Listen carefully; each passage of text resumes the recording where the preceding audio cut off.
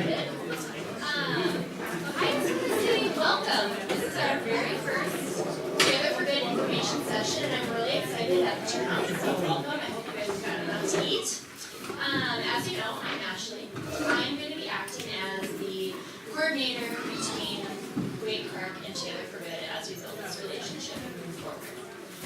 I'm going to be totally honest with you guys. My number one fear going into this was talking in front of large groups. So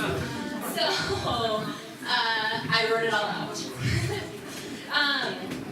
So anyway, a little bit about my role. So like I said, I'm going to be kind of acting as that bridge. And I'm going to be working closely with any volunteers who decide to get involved and just help you guys get the resources that you need to be successful. You will be the hands and feet of this endeavor, and we are here to support you. So Adrian and Holly are also going to be providing a lot of support. They're going to be kind of in an umbrella role with Prison Fellowship and Together for Good.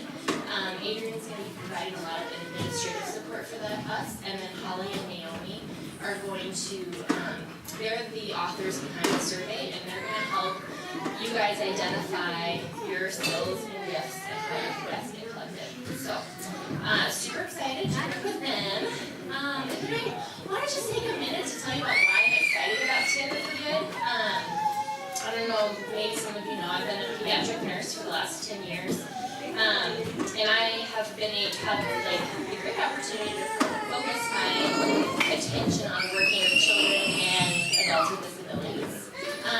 And at first glance in that community, there's a lot of tenderness and vulnerability. And then as I've gotten to know people, I have found so much resilience and strength that I would have never gotten exposed to if I had not met people who were different than me.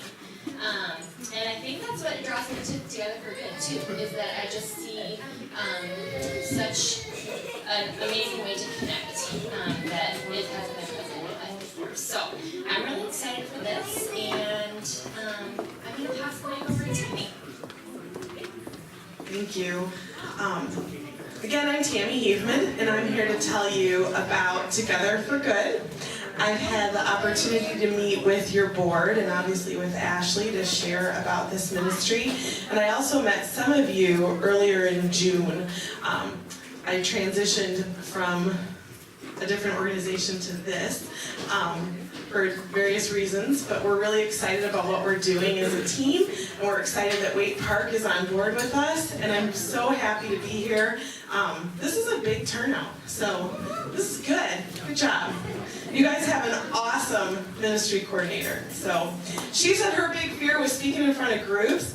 My fear is microphones, and presently Google Slides, because I used to use PowerPoint. So feel free to pray for me through this. So Together for Good, really, we are the second generation of an adoption ministry that went back about 25 years called the Micah Fund. And the Micah Fund was started by a group of people, including John Piper, to answer the question, what about the moms who keep their babies? If we're going to say that we're pro-life as believers, then what are we going to do to help these women who make the choice to carry their pregnancies to term, but they can't parent? And so it was an adoption fund, literally called the Micah Fund, to help families fund their adoptions. And in the last couple of years, the board of Micah Fund, a lot of them had moved on to other things, but there was still this passion to help these women. And God gave the board and the group this opportunity to really jump to the other end of the spectrum and still care for women, still say as a church we're going to wrap around women who choose to parent, but really go after family preservation so that women don't feel like they have to have their babies placed for adoption. So that's, this nod to Micah, the act justly, love mercy, walk humbly. That's a nod to the roots of the Micah Fund. But now the Micah Fund has pivoted and has said, we're really going to be in the prevention space. And that's where Together for Good came to be. Our mission statement is that we create pathways for the local church to come alongside vulnerable children and families in Christ-centered ministry. Our heart is to really equip and empower the church, so you, to do what God calls us to do, which is care for the widow and the orphan in their distress. And we want to give you tools and support to be able to do that, and to do it together. So your church family is serving together, hence the name, Together for Good. And it's Together for Good, the noun, like we're going to be about good work. Our founding verse is learn to do good, seek justice, correct oppression, bring justice to the fatherless, plead the widow's cause, from Isaiah 1:17. So this is our core value as a ministry, and something that we really want to see happen out in our communities as believers, that we are going to do good, and we are going to plead the widow's cause, and we're going to care for the fatherless, and we're going to show the world that these are the things that the church is for. So one of the things I like to do when I come talk to groups is give a little history of what's going on in the child welfare crisis. Who in the last year has seen anything on the news regarding a child getting hurt, killed, left in a car, fallen through the cracks and gotten hurt, even though child welfare had been involved? We see these stories. They're on the news all the time, and truthfully, they're just going to be getting more and more out in the news. In Minnesota, every 9 seconds, someone's calling to report abuse or neglect of a child, or a concern of abuse and neglect. So these are teachers, social workers, hospital workers, police, concerned neighbors, friends, people that they see a family that's teetering on the edge, and they say those kids are either getting hurt or gonna get hurt, and they pick up the phone to call. In 2015, which is the last date we have numbers on from the Department of Health and Human Services, there were over 78,000 of those calls placed. So we would expect once the new numbers come out that this is going to climb even higher, especially in the face of our opioid epidemic that we're experiencing here as a nation. Nationwide, so that was Minnesota, when you look at the national picture, over 4 million referrals to child welfare are placed every year, and it involves over 7.2 million children. So these are real kids, they're real families, and this is a real crisis. When we think about the victims of the recent hurricanes, it gets a lot of national attention. But this that happens year after year, and that the number just keeps going up, up, up, up, up, it really doesn't get much attention nationally. And we want to change that because we think it's something we need to pay attention to. Something that most people don't realize, or maybe you do, I don't know, that 40 to 70% of those calls get screened out on the first call. So that means that on the other end of the line, they say, sorry, not bad enough, can't help. So in Minnesota, we're sitting at the 70% number. And the truth is, that's not an indictment of child welfare. The truth is, child welfare is dealing with the worst of the worst of the worst. So they have limited resources, and they have to focus their energy on the worst case scenarios. One of my dearest friends is a child welfare investigator in Hennepin County, and she will tell you that it's one of the saddest, hardest, most traumatic jobs you can have, because all you see are kids getting hurt, and all the times you have to say, doesn't meet criteria, I'm sorry, can't help. This is something that alarms me. It hurts my heart. I'm sure it hurts your heart to think of all the kids out there. And the truth is, the child welfare system needs our help to alleviate this problem. And what we really think we can do is alleviate it in this 70% number, because that's the greatest area of need. And it's critical that we get involved early and often to keep kids out of the child welfare system and keep them from getting hurt in the first place. Because we know what happens once children are actually rescued out of those bad situations, right? So the kids where it's bad enough that child welfare steps in, removes the child from the home, and the child is placed in the foster care system, the outcomes are chilling. When you look at the statistics, 50% of kids in the foster care system never complete high school. 60% are dead, homeless, or in jail within 1 year of aging out. 80% of the prison population was involved in the child welfare system.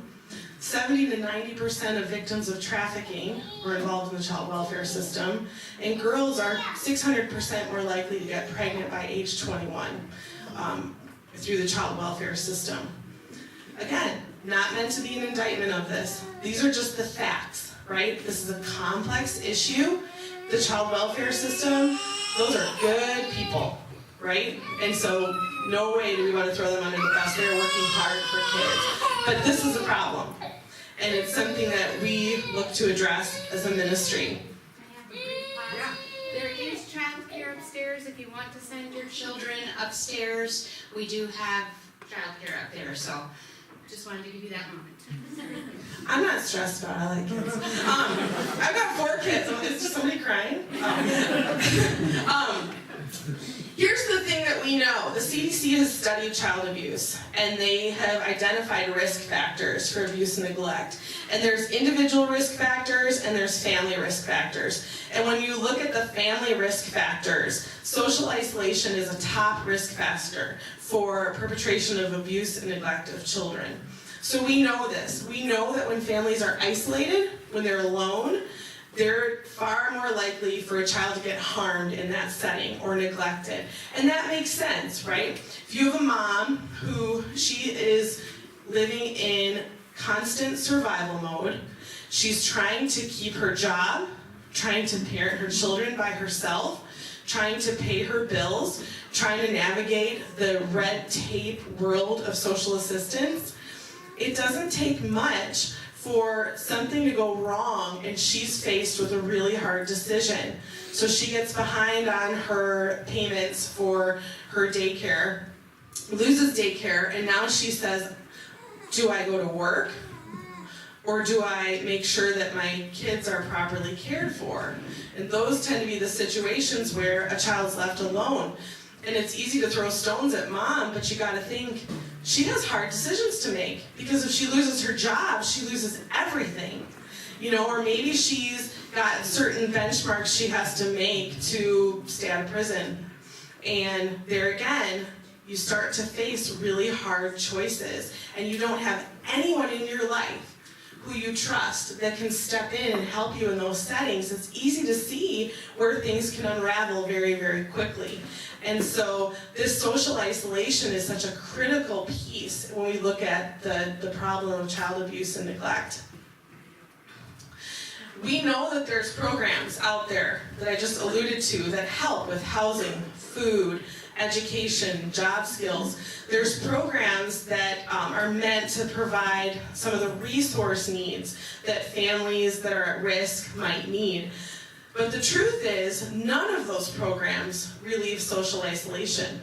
None of them. It doesn't matter if you're on WIC. It doesn't matter if you have Section 8 housing. It doesn't matter if you have a busing voucher.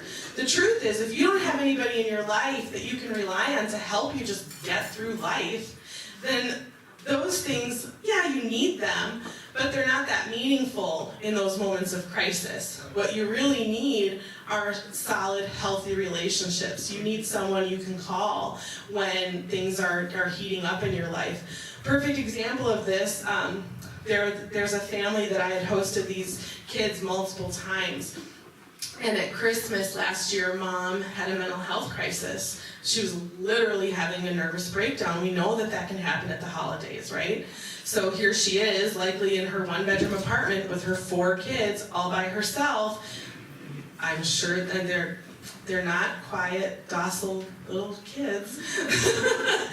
And she snapped. But guess what? She had people she could call to say, I'm losing it. I need your help. Can you please come get the kids? And that is a healthy choice for a woman to make, to identify, I need help. And so what we're trying to do is really mobilize the church to say, I'll help, I'll step in, I'll be someone that woman can call so that she's not totally alone in the world. And we believe that that's exactly what God calls us to do with the widow and the orphan. When you look at James 1:27, we're told, religion that is pure and undefiled before God the Father is this, to visit orphan and widows in their affliction. And you notice the word is visit. It doesn't say fix. We often want to swoop in and we want to make it all better and we want to solve everybody's problems. We want to buy them a house and pay all the bills and get them some clothes and a backpack full of school supplies and hope that everything works out. But that's just not reality. What the widow, which the widow is just anybody who doesn't have a husband that's helping them, what the widow needs is someone to visit her, come alongside her, talk to her. Just be a friend. And so that's what we're looking to do as a ministry. What we're doing is we're coming alongside moms and we're building relationships. And there are some unique ways that we're going to be doing this. Bible studies. We know as a team we've been working with moms in crisis for the last 6 years, and we know how crucial it is that the women have access to Bible study. You'd be surprised, a lot of the moms that we work with would call themselves believers, but that doesn't mean they have anybody discipling them, right? And so to offer that, a lot of moms are very interested in that, but where do their kids go during that? I mean, it's the same problems I have as a mother, right? First question, I run women's ministry at my church. Is there childcare? It's a barrier for every woman. It doesn't matter where you live or where you go to church. Transportation, access to the materials themselves and someone to teach it. These are things that, guess what? Churches do really, really well, right? We know that world. Weekly fellowship meals. You all just sat down and broke bread together. We want to give moms the opportunity to come and not in like a soup kitchen type situation where you come and get the soup slopped into your bowl, but we're sitting with you and just getting to know you. We don't have an agenda other than just want to get to know you. We have some people that have come forward to offer writing and art classes. And we know that what happens when you sit down next to someone, and you both will, okay, this would be true of me because I am not an artist. So fumbling through a painting, you know those like, they lead you through it? They have wine, we won't serve wine. But I have never been to one with wine, just so you know. Okay, so all that to say, they do them at my church for like little kids too. And you're laughing, and your walls are down, and you're connecting. And so, trauma-informed parenting classes is another thing we can offer. We have a staff that's all trained in trauma care. And so why not offer that to the community as well?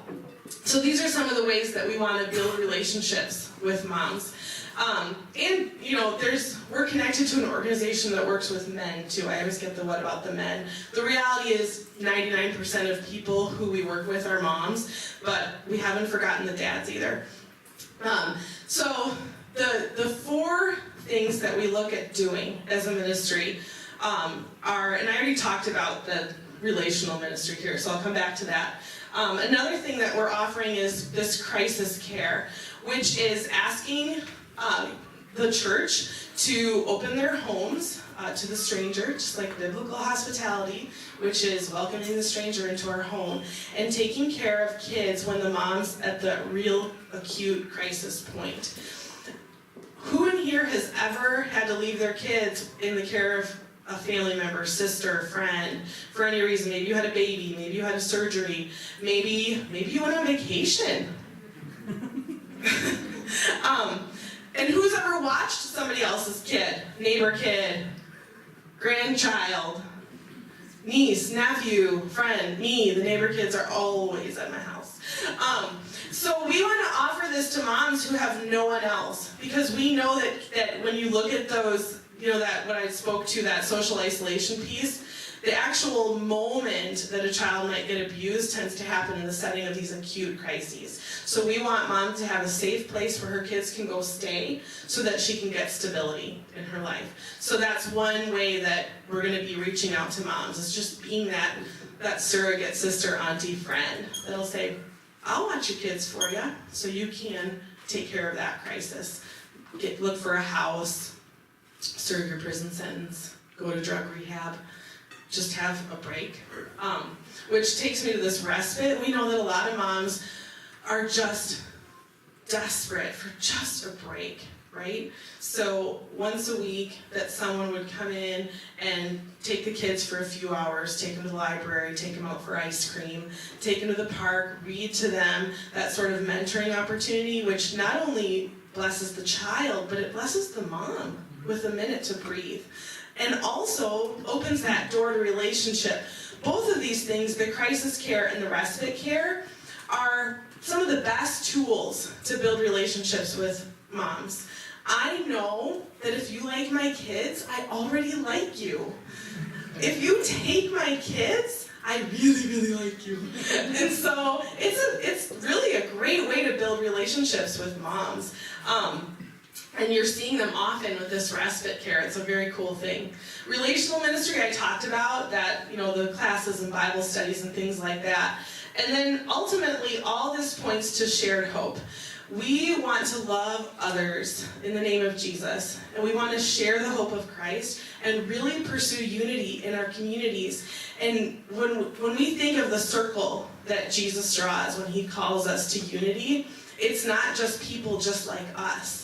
It's people of all walks of life. It's people who might look nothing like us, have very different life experiences, but he calls us to unity. And that is what we're pushing for, is to just continue pointing to Christ and drawing a circle of unity so that people really do know us by our love as believers. Having done this for a while, I put together some frequently asked questions, but when I'm done, which will be soon, there'll be opportunities for you all to ask questions as well. And I should have said that in the beginning, so I apologize. So I touched on this. What are the hostings? What is that? The purpose is to protect children in that acute moment of crisis and give moms that safe option. Or parents. We work with Minnesota Teen Challenge, and they told us that the women often don't come in for treatment because they don't have anyone to watch their kids. And that's a pretty hopeless feeling for a woman. But the truth is, there's also couples who want to go through treatment, and only one can go if they have kids. So we've served couples as well as a team. So the host families, as I said, welcome kids into their home and give the parents a temporary break. And this can be anywhere from a weekend to 2 to 3 weeks, all the way up to a year, depending on what's going on. And just to put your mind at ease, it never happens that you sign up to host a child and then we say, congrats, you get the child for a year. Like, you know ahead of time what you're saying yes to, because the needs are sent out in an email, and they'll say, Susie Q is 5 years old, needs a place to stay for 2 weeks. So you know you're given a timetable and the age of the kid. So you know what you're saying yes to. How you become a host family, there's an application, background check, 3 references. One of them has to be a pastor or a lay leader, so you have to be nice to Corey. So he says nice things about you. There's a 3-hour training, and then we give you ongoing resources and support. And then after you've done those steps, background check, application, references are in, and you've attended a training, we have a team of professional home studies specialists that come visit your house. And that is not to come with a white glove and see if you dusted and, make sure that, you're up to snuff. But the truth is, when we do these crisis hostings, it's anonymous, meaning mom doesn't know where her child is going. So we're the ones that say, that's a safe place. And so we have to do our due diligence. And I think anyone with a child can understand that, how terrifying that would be to send your kids to a stranger. So the home study is very casual, but we do have to come to your house. And after that, you're ready to serve and start responding to the needs. As a church, there's lots of ways to serve besides just hosting. So obviously, you can be a host family, you can be a respite family. Those two are trained the same way and go through the same exact process, because in some cases, those respite, that happens over a weekend. So anything that's going to be overnight, you'd be trained and approved in the same fashion. And we really encourage church teams to have as many people sign up to host as possible, because what tends to happen is, I'm gonna pick on Ashley. Ashley says, I'm going to host a child, and it's going to be a 3-week placement, but this one Saturday we're going out of town for a wedding. And it's so awesome when somebody else in the church can step in and do that respite for their own host family as well. So it's a great way for friends and small groups to serve together. My whole small group, we were all host families, and it was awesome because we're not all hosting at the same time, but we can support each other, whoever is hosting. Speaking to that, the support team. So another thing that's needed within a church team are people who have said, I'll bring meals to host families, I'll bring diapers, I'll help drive kids around, I'll babysit for the host family so that they can have a break too. There's also the opportunity as we build this program out, we're still building the relational ministry piece out, that's new. So there's opportunities there to coordinate maybe one of those fellowship meals here at your church, and you would help be the person that would get the food there, organize childcare, sort of organize that out for what's going on. Prayer team, we are, desperate for your prayers, and so that's a great way to serve. Just commit to saying, I'm going to pray regularly for Together for Good as a ministry and for my church team, and be notified when children are in care so that you can pray for that particular hosting as well. And then financial support, that's another way that you can get on board. We are 100% privately funded as a ministry, so we rely on individuals that support us one time or monthly. What sets us apart? One of the things that we're really committed to is using a holistic, gospel-centered approach to coming alongside isolated families. We are all about the relationships, not transactions.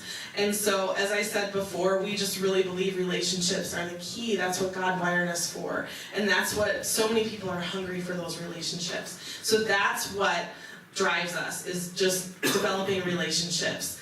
And then also these unique opportunities. We love and we clap and we cheer for, and it wasn't meant to make fun, like backpack ministries and things like that. Those are great things, feed my starving children. But the truth is we want ongoing opportunities to connect with moms. And we're not afraid to have fun with them, right? Like we kind of, as we dreamed and we prayed and this ministry came together, we kept asking ourselves, why does everything have to be so serious? And it is grave, right? When there's families that are hurting, that is a serious thing, but at the same time, everybody needs the opportunity to laugh. Everybody needs the opportunity to let their hair down. When we go into a community, we'll do VBS for the kids. Why? Because it's fun. And so we're like, why can't we have some fun? Why can't, in those meals and in those classes and things, why can't we laugh with people? We just think there's healing in that, and so we're excited about that. And we're not afraid to try new things, I'll be honest with you. You're not going to find a whole lot of ministries working with people from hard places that are like, let's do an art class. But we're excited. We want to be different. The other thing is that over the years, and I've been doing this for a while, working with churches, sometimes churches can be looked at as resources, right? Pastors are saying yes. That's what, and we don't look at churches like that. We look at churches as people. You are people, and you love Jesus. And we believe that people are the hands and feet of Christ, and we love you as people, and that's why we want to work with you. It's not because we want you to write big checks. We wouldn't cry if you did. But that's not why we want to work with you. It's not because we want to, you're not just a number, a volunteer. It's because you're individuals who God has gifted and God has called to be his hands and feet, and that's why we want to work with you, because you have Jesus, and we believe that a hurting and broken world needs Jesus. As a ministry, you are supported by professional social work staff. So yes, We are looking to be relational, but at the same time, well, I shouldn't say social workers aren't relational, they're very relational. But we support you professionally. So it's a very organic ministry in terms of these hostings and the relationships, but we have a team of professional social workers who help, because the truth is you're wading into very, very, very muddy waters. And so to have someone there who you can say, I have a question. Mom called me at midnight drunk at the bar. Should I go get her? You have someone to help you through those hard questions. That doesn't always happen, but you need someone who you can call when things get dicey. We use research-backed best practices in ministry, and our team has over 20 years combined experience doing this work. So this is a group of people who are very good at what they do and who love, love, love seeing the church shine in this space. And we equip you to serve. Like I said, we like to see church teams doing this together. So host families get trained in trauma-competent care. Kids from hard places, they're wired differently. That doesn't mean that they're going to tear apart your house, or they're not hard in the way people think that they're hard. But the reality is that kids from hard places are going to respond differently to stimuli. And so we want to make sure that you're equipped to handle that as a host family. Host families are supported by the wraparound team. Like I said, you've got church members bringing you food and praying over you and encouraging you. You've got ministry coordinators, so you guys have Ashley organizing all that support here in the church. And then we unleash you to serve right here in your community in ways that are meaningful for your church as a team. So equipping you to go out and tell the community, here we are, we're here to serve. Just a couple verses I want to end on. In the same way, let your light shine before others, so they may see your good works and give glory to your Father who's in heaven. We believe that all the good works we do should point to Christ. They're not good works for good works' sake. They're good work to point people to Jesus.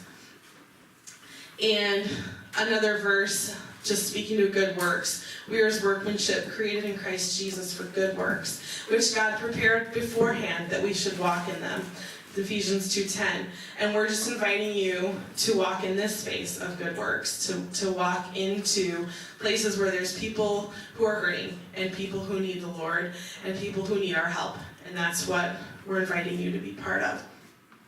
On your tables, you have there's a brochure which you can keep, and then also there's a little survey that I would invite you to fill out now. That doesn't mean that if you check off, I'm interested in hosting kids, you don't get sent a kid home today. It just helps Ashley and Corey kind of get a feel for where people's hearts were drawn after this. Again, it is not a commitment, it's just an indication of your interest. So if you would be so kind as to fill that out, I will collect them today.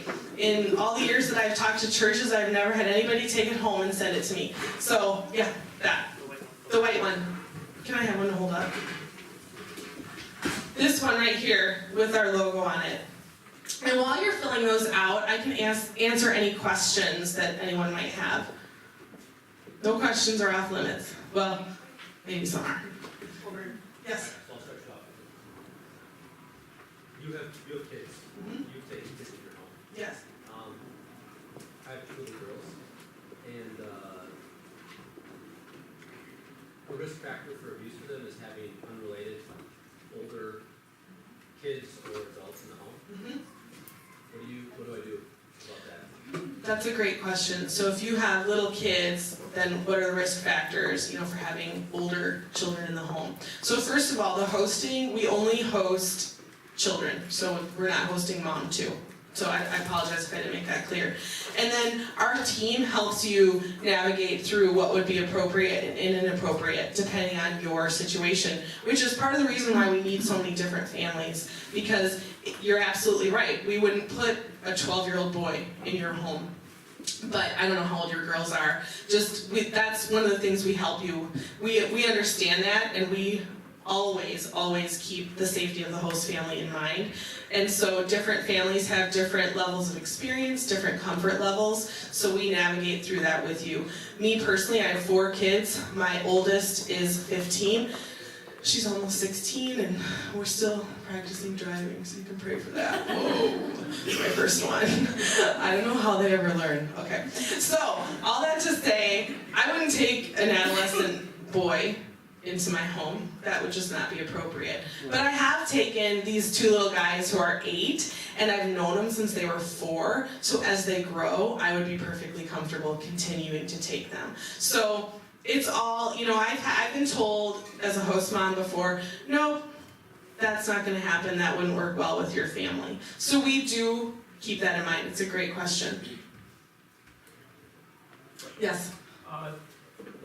So kind of referring to like middle-aged kids, like 8, 12, let's say our family had an event planned for the weekend, like going camping or something. Is there anything wrong with taking that child with on that? Do they need to stay in a certain area? Like if you're going out like an hour away from the city, can the child come with and be a part That's of a that? great question. Yeah, if you're okay with it, then, and mom, we a lot of times families will know, like, oh, I could take that hosting, but we're going out of town. And then we just, between you and bio mom and the staff, figure out what's best. If you want to bring the child camping, which would be an incredible, I promise you, a lot of the kids we serve have never been camping. And so it would be a great opportunity. But we also really want to honor moms. So that, again, might be if mom's like, no way, you're not taking my kid out of state. I can't think of any that have ever said that, but let's just pretend. Then we might have another family take the children just for that weekend. Yes? The criminal background check, etc., is that predicating upon that you're going to get licensed in some way? No. So that is our own, we don't license our host families, we approve our host families. So it's different than, it doesn't count towards like a foster care license or anything like that. But again, we are doing our due diligence to make sure that, to the best of our ability, we say this family is safe. Well, mainly because there's going to be times when, if we do that, we're going to be alone with that child or children. Yep. And thereby, we're going to be needing some kind of a certification as a method of protection for us as well. I'm sorry, I'm from an ER background, I think that way. No, I hear what you're saying. So we approve you as we're not an agency, as an organization, we approve you. And the difference is that this is, from a legal standpoint, it's an informal agreement. Keep in mind, these parents have not lost their children. So you don't need to be a licensed foster care worker to take care of somebody's children. My sister doesn't need a special license to be alone with my children, my brother, and legally that's exactly what this arrangement looks like. Because the parents have every right to say, my child can go stay with you. Yes? I was wondering about the parents of the children, if they have any input in their children being put into a Christian home. That's a great question. We ask on the intake form their religious preference. I would say that in my experience, when the parents are in crisis, they just want help. And so every so often, you might have a parent that says, I don't want you taking my child to church. And then we'll say, well, we can see if we can find a family that'll honor that. It's all volunteer both ways. And so we do our best to honor. It's very rare that a parent would push back on that.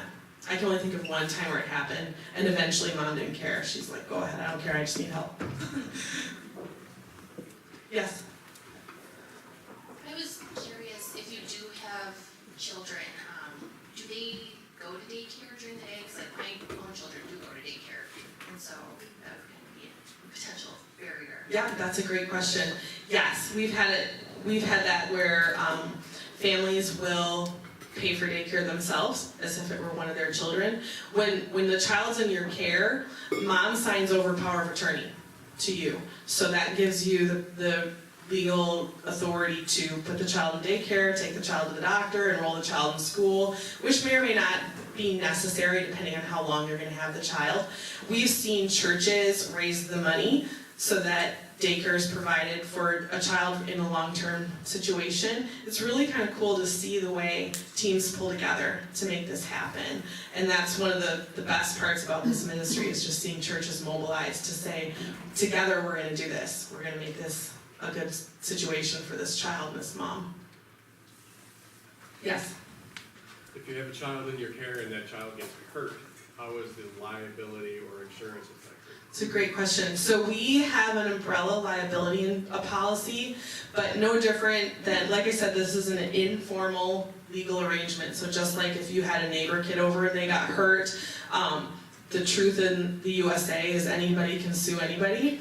We do have mom sign a document that says she won't sue you.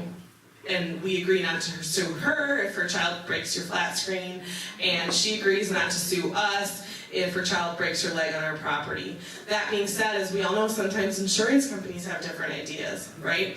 And so the first level of protection you have is your homeowner's insurance, and again, that's no different than if you have any stranger or non-stranger at your home. And then we have an umbrella policy over that. I apologize, I don't know offhand the limit on it, but we have thought through that, and we just do everything we can to keep that risk as low as possible. But again, the reality of our country is anybody, I live on a hobby farm, I think about all that all the time when other kids are over at my house, that I hope nobody gets hurt.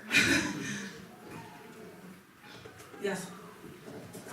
Just in terms of if students, like if they're already school age, wouldn't you try to keep them in their own school during Yes. this time? Yes. Yep, the first place we'll look is in their own school district, but if we can't find a family in that school district and we have to move them outside their school district, then in Minnesota, the home district has to provide transportation.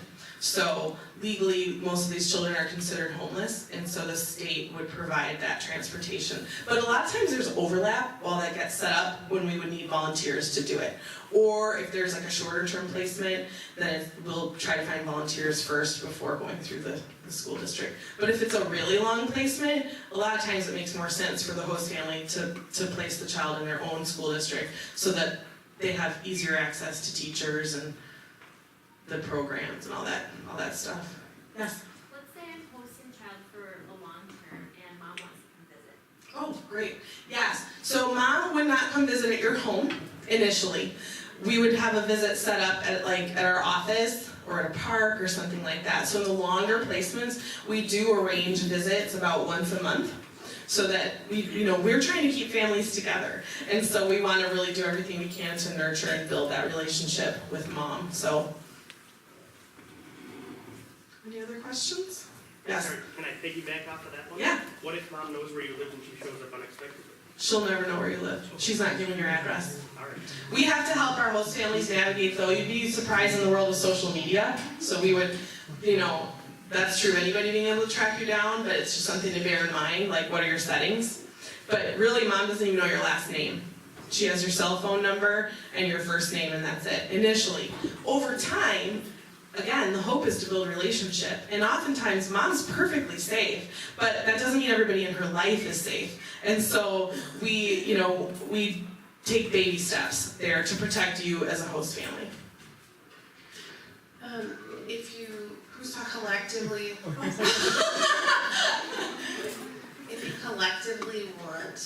visits to happen more frequently, is that permitted? Yeah, oh yeah, absolutely. But a lot of times, especially initially, mom needs a break. And so, but yes, we are all about really keeping that communication going with mom. What if a kid has a disability? How do you go about taking care of them? So if a child has a disability that we know about, we don't always know, but if we know about it, then that would be all navigated before that placement starts, so that the families don't get this big surprise, We have families that are trained, we have medical families, we have special ed teachers, therapists, and so we might not send that need out broadly. We might know certain families that are better equipped to handle a child with disabilities. Any other questions? Yeah, what if the child runs away in your care? Call the police. It's rare. Typically if a child would run away, it's like they just had a temper tantrum. I can only think of one time that it's happened that I know about. And call the police. And again, that child just like ran down the road. I had a child get mad at BBS this summer, and I ran away when I was little. I told my mom, I'm done. And it was in the North Woods, and this is a good story actually. But our cabin was like 2 miles off the road, and it was way up north, and I don't know what happened. Let's just say my brother made me mad. That's a safe bet. And so, the world all hated me, and I took off, and my mom put all the kids in the van and came got me, and she spanked me in front of everybody. I've never forgiven her, can you tell? So, all that to say, we don't want you to spank the kids. We want you to call the police. I was wondering how many families are you currently helping? Do you have a general number? Since we just transitioned as a team, we just started taking calls 2 weeks ago. And what I thought was pretty phenomenal is the phone started ringing right away. The word got out that fast. So I don't know offhand the number of kids we have in care now. As a team, we have fielded up to, I don't even know really, let's say 20 per week that have been in care. And sometimes we wouldn't flesh out this one's been going on for a year, how many new ones. There's different metrics that we look at. Yes? So it's really optional for parents to have their kids come to this program, and then it's optional for them to take them out. How do you navigate that with those of us who are mandatory reporters? If there's concerns as their parents are taking them back, and then legally I'm obligated to do something. So it is completely optional. Again, no different than if I ask Corey to watch my kids for a week. So mom at any, she hasn't lost custody. So that's a big thing that we always have to keep in mind, is that she has not lost custody. She's making a healthy choice for her family. I'm also a mandated reporter. I'm a physician assistant in the ER. And my husband's a mandated reporter. He's a special ed director. And all of our social workers are. And so we would tell host families, if you see something that you think you should report, then report. Your mandated reporter status doesn't end at the door of your work. That being said, for any host family, whether you're a mandated reporter or not, this is why we have professional staff. So if you're concerned about something, that's when you call the staff. And I'd be lying if I said that we never had a child come in care that we said, ooh, this is not good. And we have to start navigating what to do in those settings where we think a child is getting hurt. We don't sweep it under the rug by any means. Yes? Is the staff available 24/7? Within reason. Yeah, I think this is always like right now we're in worst case scenarioville, and so your garden variety hostings, I hosted I don't even know how many times in the last 6 years, and there was never a time where I had to make a 911 call to a staff, and I had twin boys that were from a hard place. So, typically you see it coming, and so we have plans in place, and this is why our staff is so awesome, because they'll work that out with the host family. So do they get out of bed at 3 in the morning? Probably not, because I don't think they've ever had to. But we want to get to that point where we do have 24 hours somebody answering the phone as we continue to grow. Yes? Where the relations come in with the parents if the parents don't know who has their children and you can't contact the parents? That's a great question. How do we develop a relationship if it's anonymous? It starts out that way. And the other thing is, during these crisis hostings, we want the host family taking care of the child.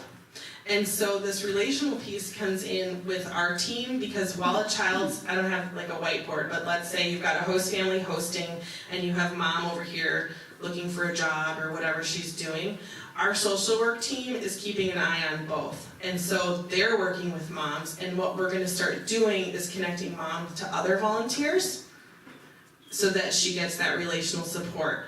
Also, because you do have first name, because you are calling mom and saying, hey, Sam had a great day, we went to the zoo, he had some trouble at bedtime, what do you recommend I do? I'm talking to mom over the phone, so you do start to build that relationship with her. And then also in those and just the simple picking up and dropping off, you meet each other. It's just that she only knows your first name.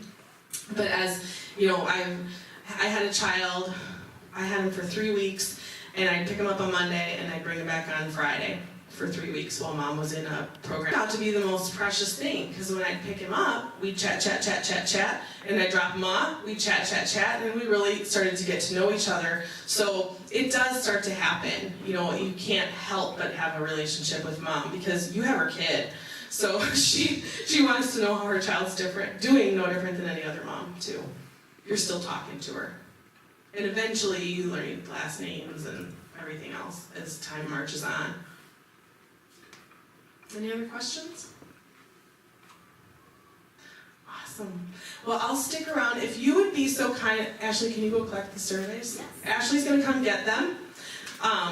Again, not a commitment, just letting us know where you're at. So if you wanna even pass them to the end of the table to make your life easier, no one's gonna look at what you put. And thank you guys for having me. I'm really excited to continue working with you and watch this team really make an impact here in your community. Thank you, Tammie.